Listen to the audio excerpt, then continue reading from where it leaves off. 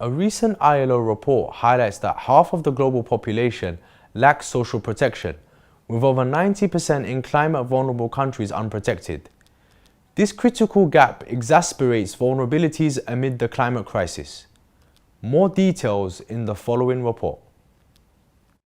A new report from the International Labour Organization (ILO) reveals that half of the global population lacks social protection, exacerbating vulnerabilities amid the escalating climate crisis.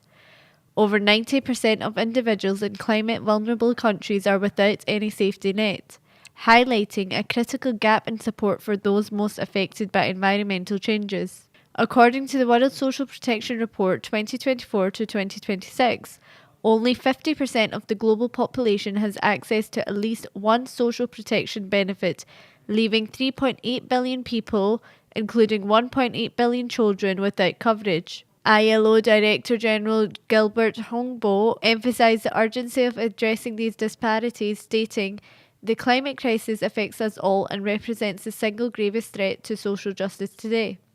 The report indicates that while 52.4% of the world now has some form of social protection, up from 48.8% in 2015, 91.3% of people in the 20 most climate-vulnerable countries remain unprotected.